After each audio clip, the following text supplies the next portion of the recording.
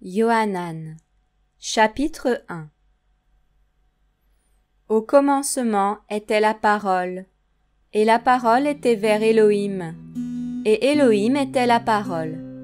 Elle était au commencement vers l'Élohim. Toutes choses ont été faites par elle, et rien de ce qui a été fait n'a été fait sans elle. En elle était la vie, et la vie était la lumière des humains. Et la lumière brille dans la ténèbre, mais la ténèbre ne l'a pas saisie. Il parut un homme envoyé d'Élohim, son nom Yohanan. Celui-ci vint en témoignage, pour rendre témoignage au sujet de la lumière, afin que tous croient par son moyen. Il n'était pas la lumière, mais il était le témoin de la lumière.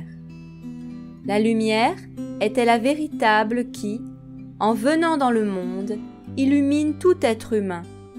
Elle était dans le monde, et le monde a été fait par son moyen, mais le monde ne l'a pas connue. Il est venu chez les siens, et les siens ne l'ont pas reçu. Mais à tous ceux qui l'ont reçu, à ceux qui croient en son nom, il leur a donné le pouvoir de devenir enfants d'Élohim, lesquels ont été engendrés non de sang, ni de la volonté de la chair, ni de la volonté de l'homme, mais d'Élohim.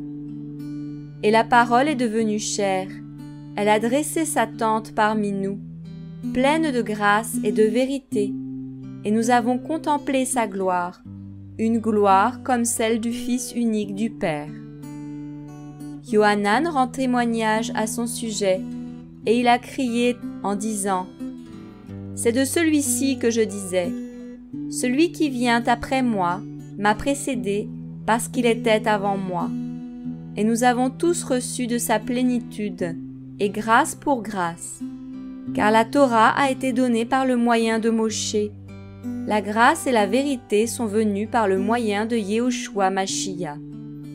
Personne n'a jamais vu Élohim. Le Fils unique, qui est dans le sein du Père, est celui qui l'a fait connaître. Et c'est ici le témoignage de Yohanan, lorsque les Juifs envoyèrent de Jérusalem des prêtres et des Lévites pour l'interroger et lui dire : « Toi, qui es-tu » Il confessa et ne le nia pas. Il confessa en disant : « Ce n'est pas moi qui suis le Mashiach. » Et ils lui demandèrent : « Quoi donc ? Es-tu Élia » Et il dit : « Je ne le suis pas. »« Es-tu le prophète » Et il répondit : « Non. » Ils lui dirent donc : « Qui es-tu » afin que nous donnions une réponse à ceux qui nous ont envoyés. « Que dis-tu de toi-même » Il dit : « Je suis la voix de celui qui crie dans le désert. Aplanissez le chemin du Seigneur, comme a dit Yeshaya le prophète. » Et ceux qui avaient été envoyés étaient de chez les pharisiens. Et ils l'interrogèrent encore et lui dirent : « Pourquoi donc baptises-tu, si tu n'es pas le Mashiach, ni Élia, ni le prophète ?» Yohanan leur répondit en disant : « Pour moi, je baptise dans l'eau, mais il y a quelqu'un au milieu de vous que vous ne connaissez pas. C'est celui qui vient après moi.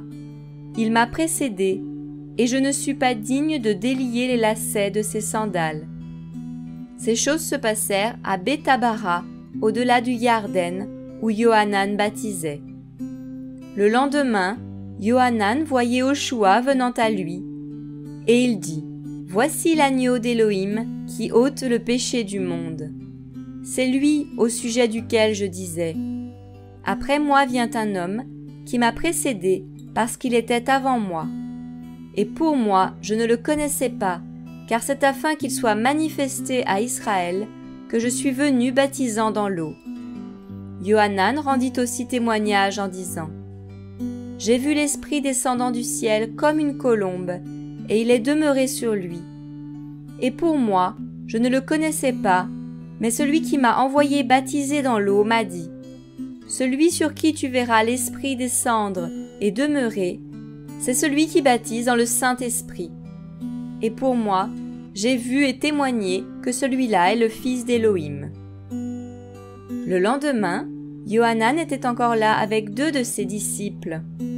Et, ayant regardé Yehoshua qui marchait, il dit « Voici l'agneau d'Élohim ».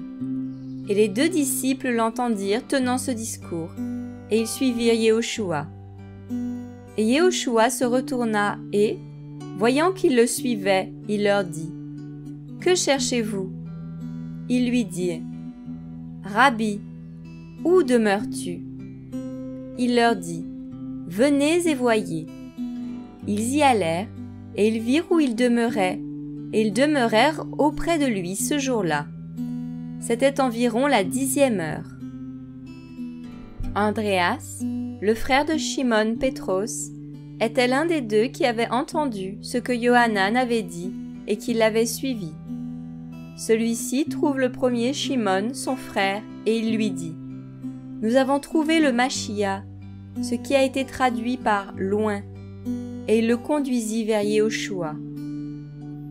Et Yehoshua, l'ayant regardé, dit « Tu es Shimon, fils de Yona, tu seras appelé Képhas. » Le lendemain, Yehoshua voulut aller en Galilée, et il trouve Philippos et lui dit « Suis-moi. » Or Philippos était de Bethsaïda, la ville d'Andréas et de Pétros. Philippos trouve Nethanel et lui dit « Celui au sujet duquel ont écrit Moshe dans la Torah et les prophètes, nous l'avons trouvé. C'est Yehoshua de Nazareth, fils de Yoseph. » Et Nethanel lui dit « Peut-il venir quelque chose de bon de Nazareth ?» Philippos lui dit « Viens et vois. » Yehoshua aperçut Nethanel venir vers lui, et il dit de lui « Voici vraiment un Israélite dans lequel il n'y a pas de tromperie. » Nethanel lui dit « D'où me connais-tu » Yehoshua répondit et lui dit « Avant que Philippos t'appelle, quand tu étais sous le figuier, je t'ai vu. » Nethanel répondit et lui dit « Rabbi, tu es le fils d'Élohim, tu es le roi d'Israël. » Yehoshua répondit et lui dit « Parce que je t'ai dit que je t'ai vu sous le figuier, tu crois? Tu verras des choses plus grandes encore. » Et il lui dit aussi « Amen, amen, je vous le dis. Désormais, vous verrez le ciel ouvert et les anges d'Élohim montant et descendant sur le Fils d'Élohim. »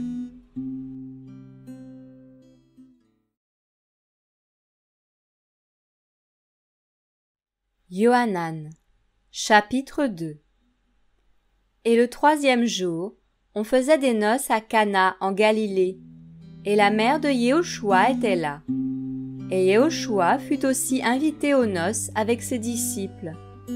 Et le vin ayant manqué, la mère de Yehoshua lui dit « Ils n'ont plus de vin. » Yehoshua lui dit « Qu'y a-t-il entre moi et toi, femme? Mon heure n'est pas encore venue. » Sa mère dit au serviteur « Tout ce qu'il vous dira, faites-le. » Or, 6 jarres à eau de pierre étaient posées là, selon la purification des Juifs, contenant chacune 2 ou 3 mesures. Et Yehoshua leur dit « Remplissez d'eau ces jarres à eau. » Et ils les remplirent jusqu'en haut. Et il leur dit « Puisez-en maintenant, et apportez-en au maître de table. » Et ils lui en apportèrent. Dès que le maître de table eut goûté l'eau devenue du vin, le maître de table appelle l'époux et lui dit « Tout être humain sert d'abord le bon vin, ensuite le moindre après qu'on s'est enivré. Toi, tu as gardé le bon vin jusqu'à maintenant. » Yehoshua fit ce premier de ces signes à Cana de Galilée. Il manifesta sa gloire, et ses disciples crurent en lui. Après cela, il descendit à Capernaüm avec sa mère et ses frères, et ses disciples, mais n'y demeurèrent que peu de jours. Et la Pâque des Juifs était proche, et Yehoshua monta à Jérusalem, et il trouva dans le temple les vendeurs de bœufs, de brebis et de colombes, et les changeurs qui y étaient assis. Et ayant fait un fouet avec des petites cordes, il les chassa tous du temple, avec les brebis et les bœufs.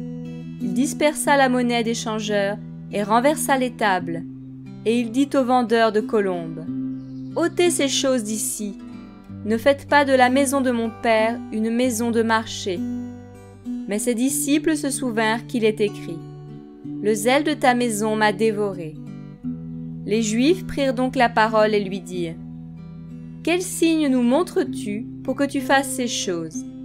Et Yehoshua répondit et leur dit « Détruisez ce temple, et en 3 jours je le ressusciterai. » Alors les Juifs dirent « Ce temple a été bâti en 46 ans, et toi tu le ressusciteras en 3 jours ?»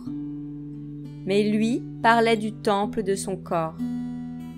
Quand donc il fut ressuscité d'entre les morts, ses disciples se souvinrent qu'il leur avait dit cela, et ils crurent l'écriture et la parole que Yehoshua avait dite. Et comme il était à Jérusalem, à la Pâque, pendant la fête, beaucoup crurent en son nom, voyant les signes qu'il produisait. Mais Yehoshua, lui, ne croyait pas en eux, parce qu'il les connaissait tous, et parce qu'il n'avait pas besoin qu'on lui rende témoignage au sujet de l'être humain, car il savait lui-même ce qui était dans l'être humain.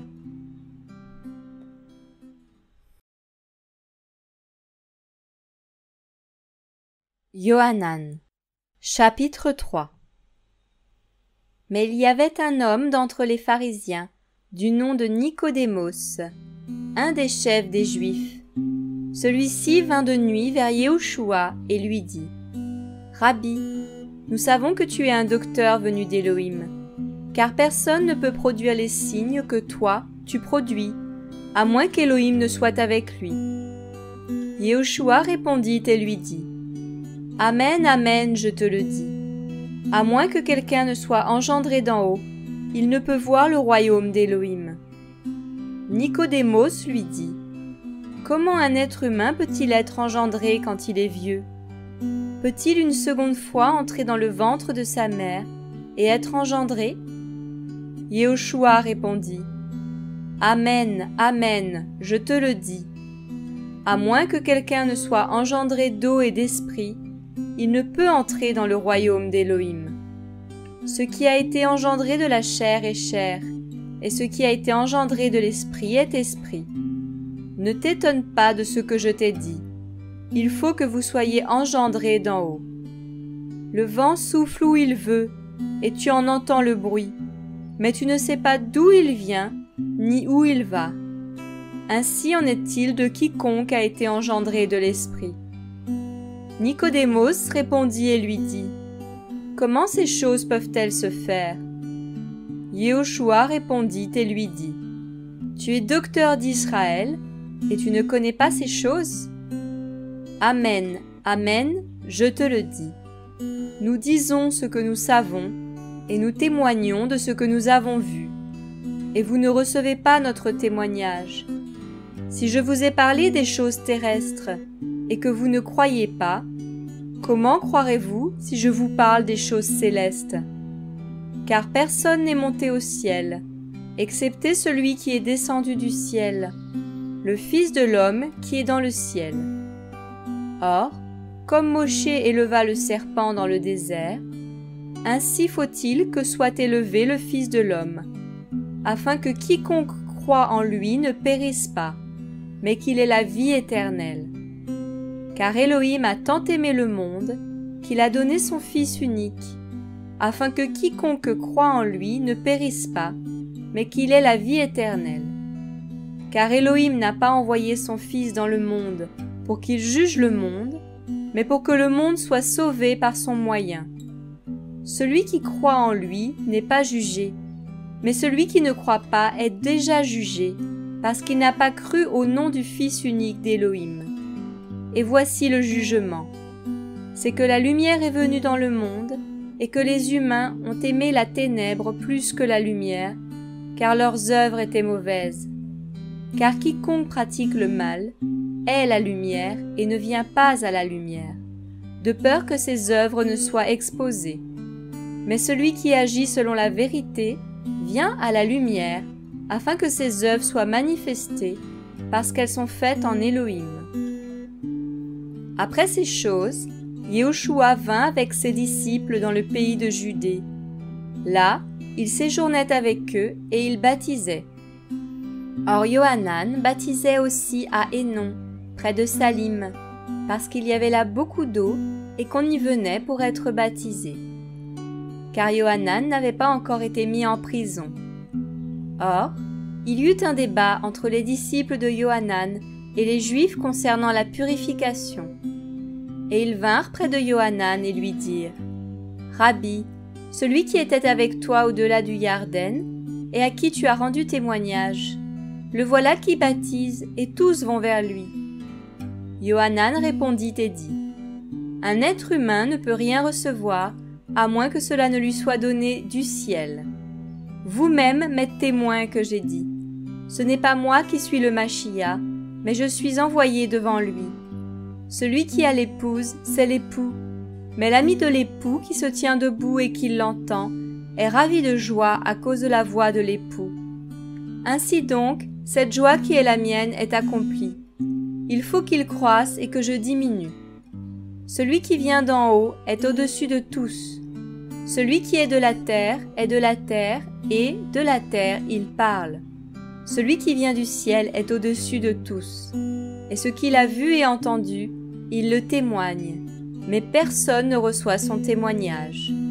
Celui qui a reçu son témoignage a mis un sceau dessus qu'Élohim est véritable, car celui qu'Élohim a envoyé prononce les paroles d'Élohim, car ce n'est pas par la mesure qu'Élohim donne l'Esprit. Le Père aime le Fils, et il a remis toutes choses entre ses mains. Celui qui croit au Fils a la vie éternelle, mais celui qui est rebelle au Fils ne verra pas la vie, mais la colère d'Élohim demeure sur lui.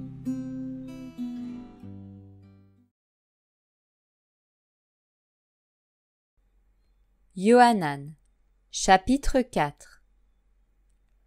Quand donc le Seigneur sut que les pharisiens avaient entendu dire « Yehoshua fait et baptise plus de disciples que Yohanan », toutefois, Yehoshua ne baptisait pas lui-même, mais c'étaient ses disciples. Il quitta la Judée et retourna encore en Galilée. Or, il lui fallait passer par la Samarie. Il arriva dans une ville de Samarie, nommée Sichar, près de la terre que Yaakov avait donnée à Yosef son fils. Or là se trouvait la source de Yaakov. Yehoshua donc, fatigué du voyage, s'était ainsi assis sur la source. C'était environ la 6e heure, et une femme samaritaine vient pour puiser de l'eau.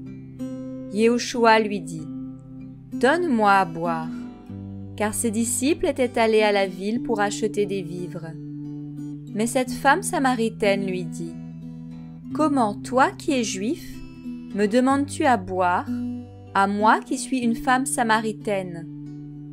Car les Juifs n'ont pas de relation avec les Samaritains. » Yehoshua lui répondit et lui dit : « Si tu connaissais le don d'Élohim, et qui est celui qui te dit : Donne-moi à boire, tu lui aurais toi-même demandé à boire, et il t'aurait donné de l'eau vive. » La femme lui dit : « Seigneur, tu n'as rien pour puiser, et le puits est profond. D'où aurais-tu donc cette eau vive ? Es-tu plus grand que Yaakov, notre père, qui nous a donné ce puits et qui en a bu lui-même, ainsi que ses enfants et son bétail ?» Yehoshua répondit et lui dit : « Quiconque boit de cette eau-ci aura encore soif. Mais celui qui boira de l'eau que je lui donnerai n'aura jamais soif.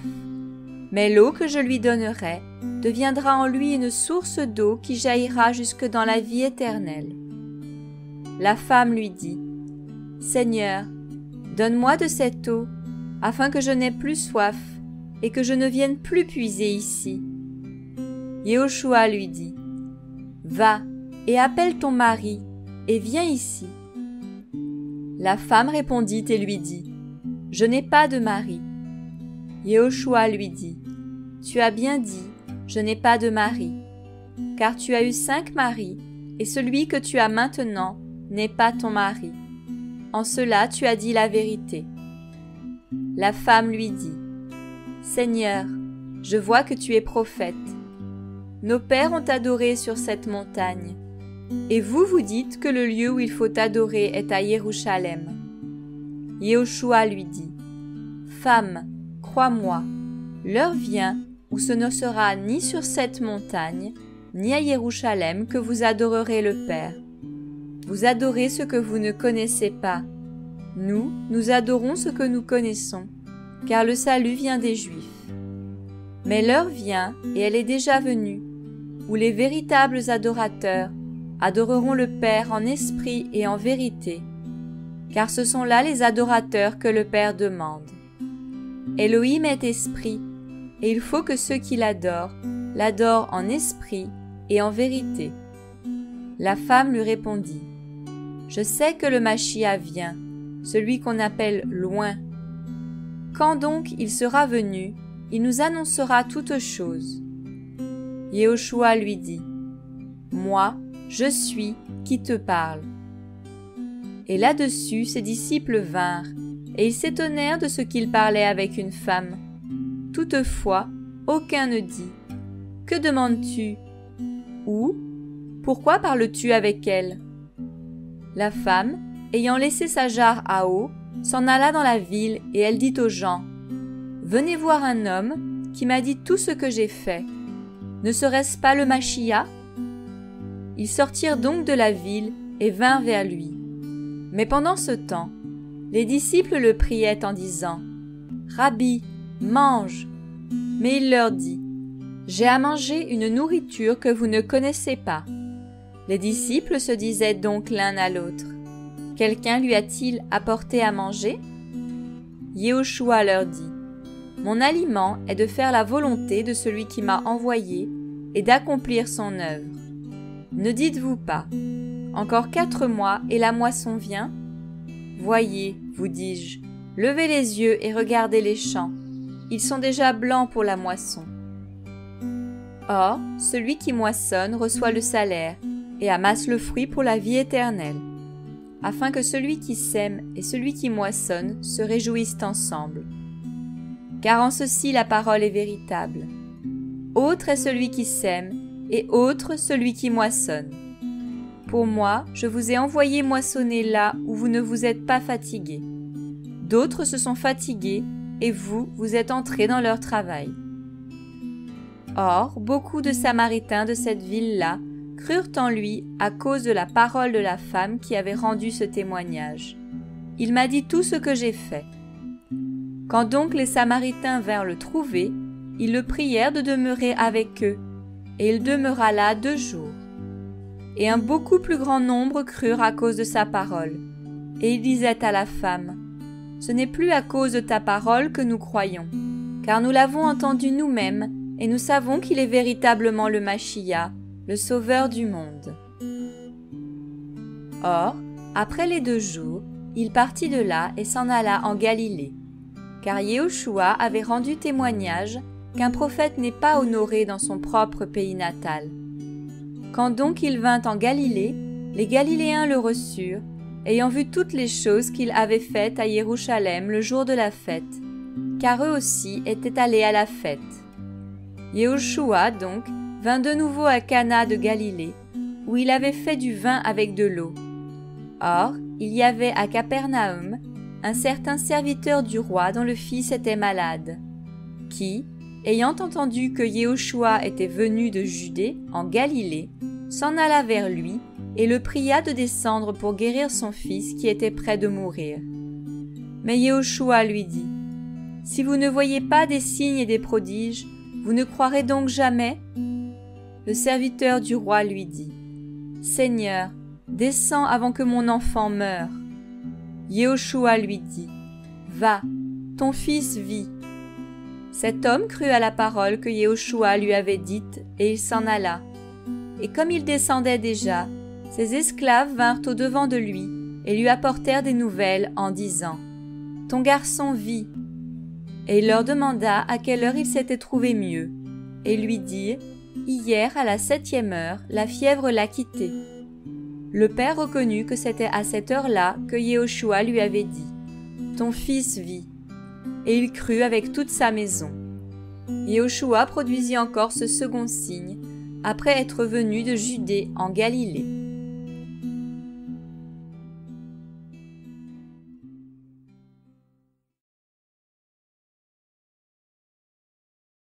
Yohanan, chapitre 5. Après ces choses, il y eut une fête des Juifs, et Yehoshua monta à Jérusalem. Or, il existe dans Jérusalem, près de la porte des brebis, un réservoir appelé en hébreu Bethesda, ayant 5 portiques.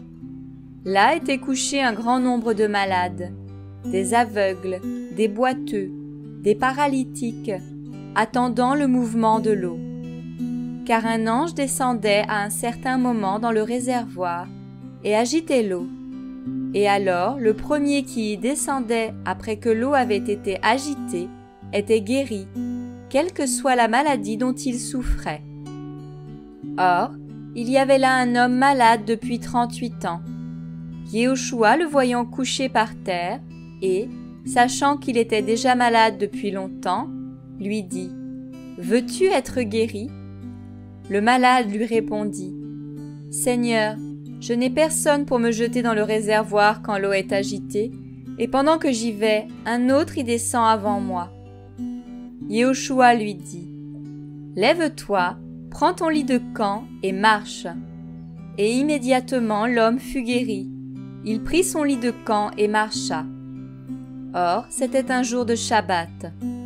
Les Juifs dirent donc à celui qui avait été guéri « C'est le Shabbat, il ne t'est pas permis de prendre ton lit. » Il leur répondit « Celui qui m'a guéri m'a dit « Prends ton lit de camp et marche. » Alors ils lui demandèrent « Qui est celui qui t'a dit « Prends ton lit de camp et marche » ?» Mais celui qui avait été guéri ne savait pas qui c'était, car Yehoshua s'était éclipsé du milieu de la foule qui était en ce lieu. Après cela, Yehoshua le trouva dans le temple et lui dit « Voici, tu as été guéri. Ne pêche plus désormais, de peur qu'il ne t'arrive quelque chose de pire. » Cet homme s'en alla et rapporta aux Juifs que c'était Yehoshua qui l'avait guéri. Et à cause de cela, les Juifs persécutaient Yehoshua et cherchaient à le faire mourir, parce qu'il faisait ces choses pendant le Shabbat. Mais Yehoshua leur répondit « Mon père travaille jusqu'à présent, et moi aussi je travaille. » Et à cause de cela, les Juifs cherchaient encore plus à le faire mourir, non seulement parce qu'il annulait le Shabbat, mais aussi parce qu'il disait qu'Élohim était son propre père, se faisant égal à Élohim. Mais Yehoshua répondit et leur dit « Amen, amen, je vous le dis, le Fils ne peut rien faire de lui-même, à moins qu'il ne le voie faire au Père. Car ces choses que celui-ci fait, le Fils aussi les fait pareillement. Car le Père aime le Fils, et lui montre toutes les choses qu'il fait, et il lui montrera de plus grandes œuvres que celles-ci, afin que vous soyez dans l'admiration. Car, comme le Père ressuscite les morts et donne la vie, de même aussi le Fils donne la vie à ceux qu'il veut. Car le Père ne juge personne, mais il a donné tout jugement au Fils, afin que tous honorent le Fils comme ils honorent le Père. Celui qui n'honore pas le Fils n'honore pas le Père qui l'a envoyé. Amen, amen, je vous le dis.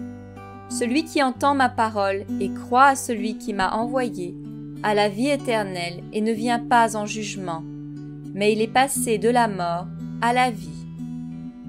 Amen, amen, je vous le dis. L'heure vient, et elle est même déjà venue, où les morts entendront la voix du Fils d'Élohim, et ceux qui l'auront entendu vivront.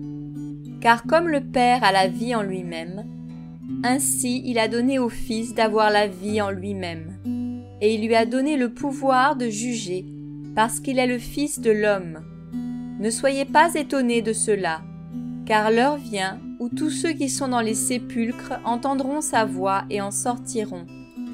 Et ceux qui auront fait des choses bonnes ressusciteront pour la vie, mais ceux qui auront fait des choses mauvaises ressusciteront pour la condamnation.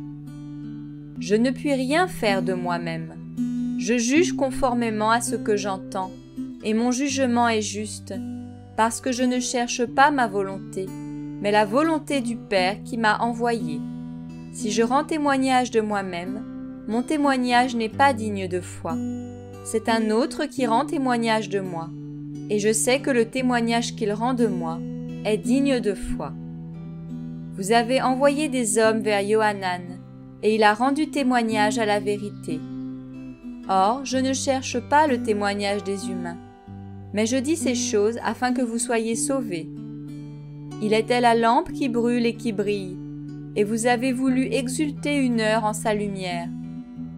Mais moi, j'ai un témoignage plus grand que celui de Johanan, car les œuvres que mon Père m'a donné d'accomplir, ces œuvres mêmes que je fais, témoignent de moi que c'est mon Père qui m'a envoyé.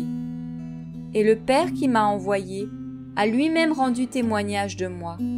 Vous n'avez jamais entendu sa voix, vous n'avez jamais vu sa face. Et sa parole ne demeure pas en vous, puisque vous ne croyez pas en celui qui l'a envoyé. Vous sondez les Écritures, parce que vous pensez avoir en elles la vie éternelle, et ce sont elles qui rendent témoignage de moi. Mais vous ne voulez pas venir à moi pour avoir la vie. Je ne reçois pas ma gloire des humains, mais je sais que vous n'avez pas l'amour d'Élohim en vous. Je suis venu au nom de mon Père, et vous ne me recevez pas. Si un autre vient en son propre nom, vous le recevrez. Comment pouvez-vous croire, vous qui recevez votre gloire les uns des autres et qui ne cherchez pas la gloire qui vient d'Élohim seul? Ne pensez pas que ce soit moi qui vous accuserai devant le Père. Celui qui vous accuse, c'est Moshe en qui vous espérez. Car si vous croyez Moshe, vous me croiriez aussi, car il a écrit sur moi. Mais si vous ne croyez pas à ses écrits, comment croirez-vous à mes paroles?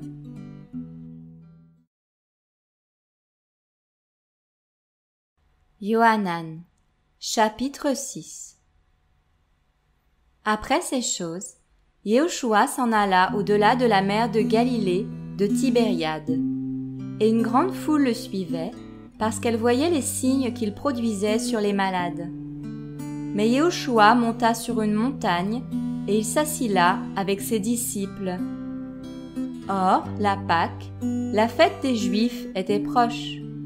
Yehoshua donc, ayant levé ses yeux et, voyant qu'une grande foule venait à lui, dit à Philippos, « Où achèterons-nous des pains, afin que ces gens aient à manger ?» Or, il disait cela pour l'éprouver, car il savait bien ce qu'il allait faire. Philippos lui répondit, « Les pains qu'on aurait pour 200 deniers ne suffiraient pas pour que chacun en reçoive un peu. » Un de ses disciples, Andréas, le frère de Shimon Pétros, lui dit, « Il y a ici un petit garçon qui a 5 pains d'orge et 2 poissons. Mais qu'est-ce que cela pour tant de gens ?»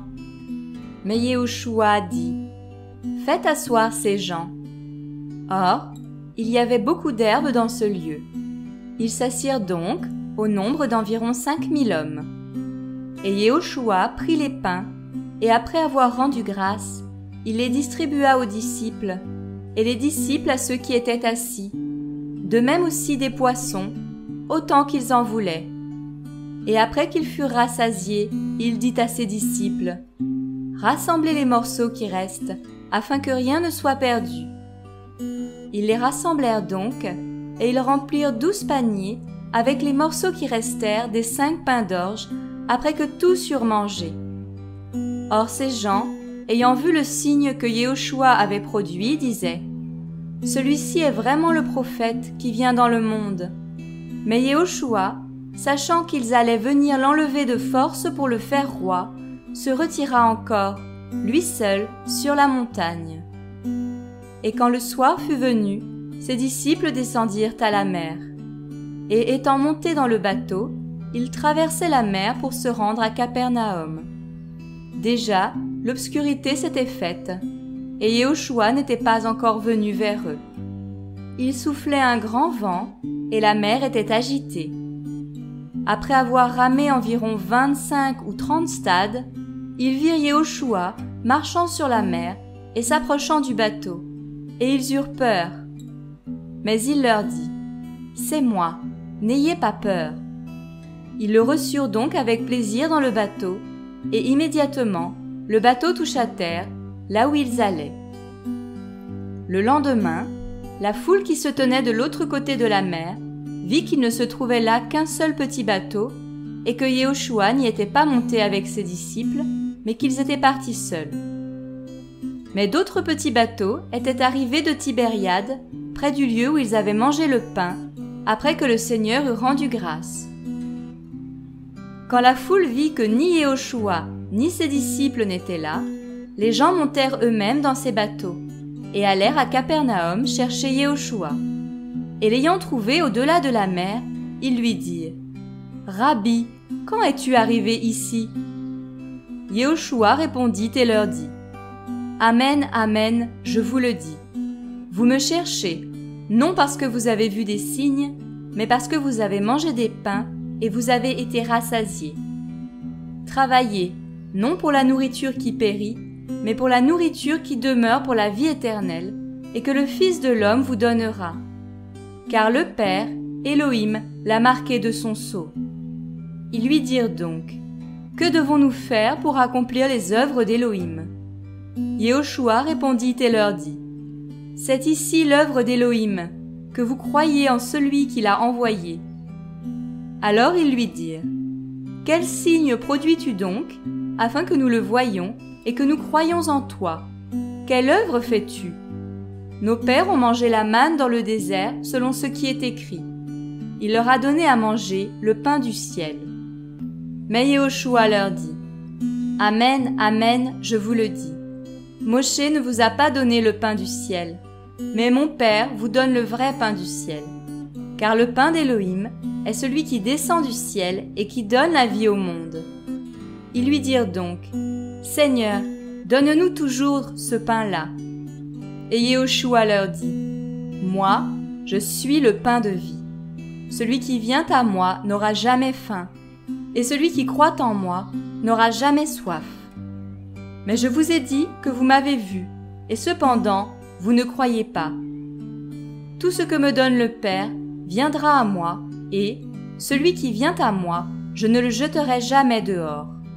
Car je suis descendu du ciel, non pas pour faire ma volonté, mais pour la volonté de celui qui m'a envoyé.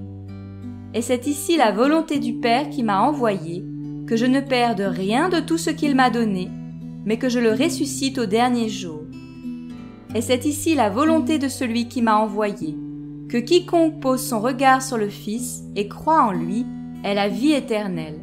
Et moi, je le ressusciterai au dernier jour. » Les Juifs murmuraient donc à son sujet, parce qu'il avait dit « Moi, je suis le pain descendu du ciel. » Et il disait « Celui-ci n'est-il pas Yéhoshua, le fils de Yoseph, dont nous connaissons le père et la mère? Comment donc celui-ci dit-il « Je suis descendu du ciel » ? Yéhoshua donc répondit et leur dit « Ne murmurez pas entre vous. Personne ne peut venir à moi, à moins que le Père qui m'a envoyé ne le tire. Et moi, je le ressusciterai au dernier jour. Il est écrit dans les prophètes, et ils seront tous enseignés d'Élohim. C'est pourquoi quiconque a entendu le Père et a été enseigné par lui vient à moi. C'est que personne n'a vu le Père, sinon celui qui vient d'Élohim, celui-là a vu le Père. Amen, amen, je vous le dis. Celui qui croit en moi a la vie éternelle. Moi, je suis le pain de vie. Vos pères ont mangé la manne dans le désert et ils sont morts. C'est ici le pain qui descend du ciel, afin que si quelqu'un en mange, ne meure pas. Moi, je suis le pain vivant qui est descendu du ciel. Si quelqu'un mange de ce pain, il vivra pour l'éternité. Et le pain que je donnerai, c'est ma chair que je donnerai pour la vie du monde. » Les Juifs donc discutaient entre eux et disaient « Comment peut-il nous donner sa chair à manger ?» Et Yéhoshua leur dit « Amen, amen, je vous le dis. Si vous ne mangez pas la chair du Fils de l'homme et ne buvez pas son sang, vous n'avez pas la vie en vous-même. Celui qui mange ma chair et qui boit mon sang a la vie éternelle, et je le ressusciterai au dernier jour. Car ma chair est vraiment un aliment, et mon sang est vraiment une boisson. Celui qui mange ma chair et qui boit mon sang demeure en moi et moi en lui.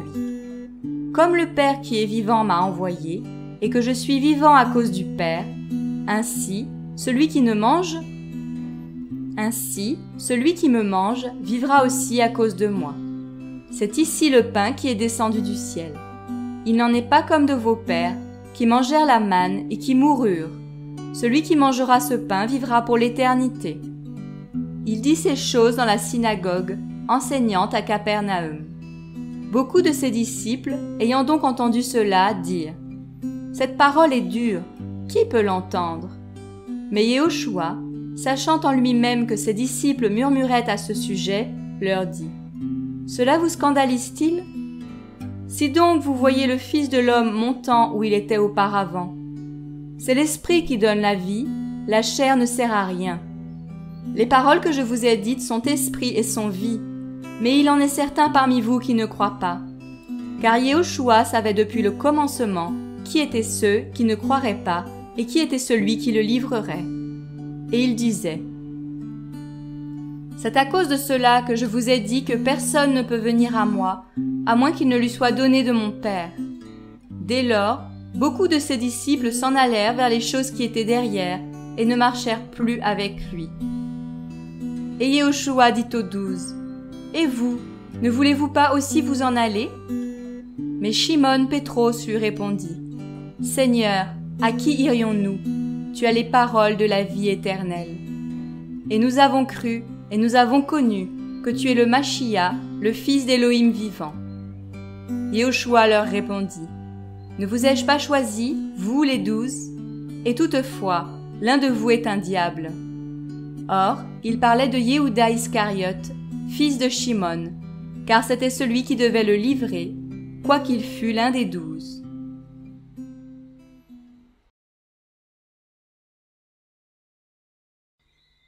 Yohanan, chapitre 7. Et après ces choses, Yehoshua parcourait la Galilée, car il ne voulait pas circuler en Judée, parce que les Juifs cherchaient à le faire mourir. Or, la fête des Juifs, la construction d'un tabernacle, était proche, et ses frères lui dirent « Pars d'ici et va en Judée, afin que tes disciples voient aussi les œuvres que tu fais. Car on ne fait rien en secret lorsqu'on cherche à se mettre en évidence. Si tu fais ces choses, montre-toi toi-même au monde. » Car ses frères non plus ne croyaient pas en lui. Et Yehoshua leur dit « Mon temps n'est pas encore venu, mais votre temps est toujours prêt. Le monde ne peut pas vous haïr, mais moi, il me hait, parce que je témoigne à son sujet que ses œuvres sont mauvaises. Vous, montez à cette fête.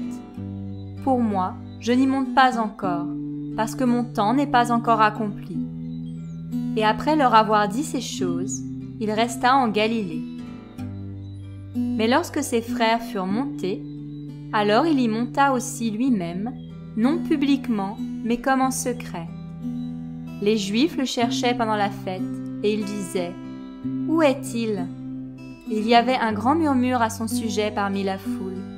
Les uns disaient « C'est un homme bon », mais d'autres disaient « Non, il égare la foule ». Toutefois, personne ne parlait franchement de lui, à cause de la crainte qu'on avait des Juifs. Mais, comme on était déjà au milieu de la fête, Yehoshua monta au temple et il enseignait. Et les Juifs s'étonnaient, disant « Comment celui-ci connaît-il les lettres sans avoir été enseigné ?» Yehoshua leur répondit et dit « Ma doctrine n'est pas de moi, mais de celui qui m'a envoyé. Si quelqu'un veut faire sa volonté, il saura si ma doctrine est d'Élohim ou si je parle de moi-même. Celui qui parle de lui-même cherche sa propre gloire, mais celui qui cherche la gloire de celui qui l'a envoyé est véritable, et il n'y a pas d'injustice en lui. Moshe ne vous a-t-il pas donné la Torah? Cependant, aucun de vous n'observe la Torah. Pourquoi cherchez-vous à me faire mourir ?» La foule répondit « Tu as un démon. Qui est-ce qui cherche à te faire mourir ?» Yehoshua répondit et leur dit « J'ai fait une œuvre et vous en êtes tous étonnés. C'est pour cela que Moshe vous a donné la circoncision. Non qu'elle vienne de Moshe, mais elle vient des pères. et que vous circoncisez un homme le jour du Shabbat. Si un homme reçoit la circoncision le jour du Shabbat, sans que la Torah de Moshe soit renversée, pourquoi êtes-vous fâchés contre moi, parce que j'ai rendu toute sa santé à un homme le jour du Shabbat? Ne jugez pas sur l'apparence, mais jugez d'un juste jugement. » Alors quelques-uns de ceux de Jérusalem disaient: « N'est-ce pas celui qu'il cherche à faire mourir? Et cependant voici, ils parlent librement et ils ne lui disent rien. Est-ce que vraiment les chefs auraient reconnu qu'il est véritablement le Mashiach? Or, nous savons d'où est celui-ci. Mais quand le Mashiach viendra, personne ne saura d'où il est. » Yehoshua donc criait dans le temple, enseignant et disant: « Vous me connaissez et vous savez d'où je suis. Je ne suis pas venu de moi-même, mais celui qui m'a envoyé est véritable, et vous ne le connaissez pas. Mais moi je le connais, car je suis de lui, et c'est lui qui m'a envoyé. » Il cherchait donc à se saisir de lui. Mais personne ne mit la main sur lui, parce que son heure n'était pas encore venue. Et beaucoup parmi la foule crurent en lui, et ils disaient: « Le Mashiach, quand il viendra, produira-t-il plus de signes que celui-ci n'en a produit ?» Les pharisiens entendirent la foule murmurant ces choses à son sujet. Et les pharisiens, avec les principaux prêtres, envoyèrent des huissiers pour se saisir de lui. Alors Yehoshua leur dit: « Je suis encore pour un peu de temps avec vous, et je m'en vais vers celui qui m'a envoyé. Vous me chercherez, mais vous ne me trouverez pas, et vous ne pouvez pas venir là où je suis. » Les Juifs dirent donc entre eux: « Où celui-ci va-t-il aller, que nous ne le trouverons pas? Doit-il aller dans la diaspora des Grecs et enseigner les Grecs? Quelle est cette parole qu'il a dite?